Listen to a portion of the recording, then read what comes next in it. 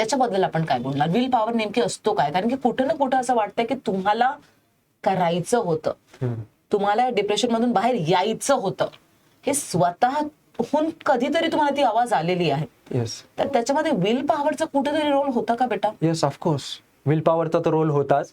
But मी इथे हे म्हणेल की मॅम कसं आहे ना, आपल्याला ना म्हणजे आता तुम्हाला ते इतका पिक्चर क्लिअर झाला की मी टेक्निकलच्या फील्डमध्ये चांगला होतो, कारण मी त्याचा स्टडी केला होता ना. तर मी टेक्निकलच्या फील्डमध्ये चांगला असताना सुद्धा माझ्या एक्झाम निघल्या नाही. नाही. तर जेव्हा मला हे फील व्हायला लागलं की मी टेक्निकलच्या एक्झाम माझ्या निघल्या नाहीत, इट मीन्स मी ते ॲक्सेप्ट केलं.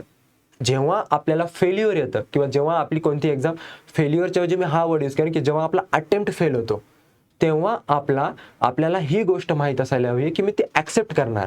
जसं की 1 जानेवारीला रिझल्ट लागतो, 1 एप्रिलला रिझल्ट लागतो.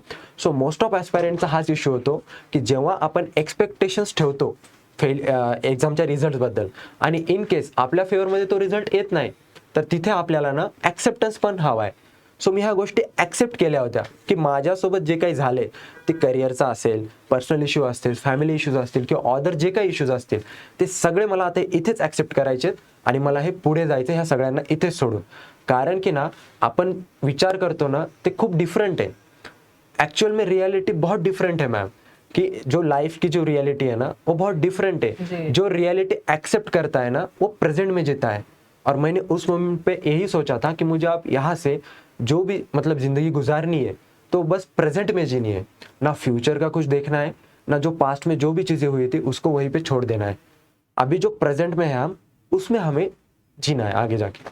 But then it takes lot of time and guts. तुमको कितना समय लगा ये मन परिवर्तन, माइंडसेट बनाने के लिए बेटा? मैं तो अभी यही कहूँगा कि माइंडसेट बनाने के लिए मुझे जो भी वक्त लगा है या जो भी मैंने टाइम लिया है, तो अभी तक तो मैं परफेक्ट नहीं हूँ. मुझे और अभी माइंडसेट डेव्हलप करना है. तो ये जर्नी है, ये जर्नी चलता है, रहेगा. ये जर्नी आहे. भलेही माझा आज रिझल्ट आलाय, तुम्हाला वाटत असेल की याचा रिझल्ट आलाय, हा सक्सेसफुल झालाय.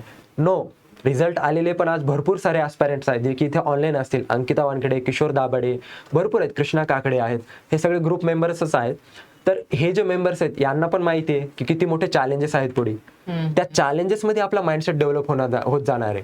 जसं की आता तुम्ही किती वर्षापासून टीचिंग करताय, तुमचा day by day mindset develop होत जातोय ना. असं थोडी नाही की तुमचा ऑलरेडी डेव्हलप झाला आता तुम्ही स्टॉप केलाय.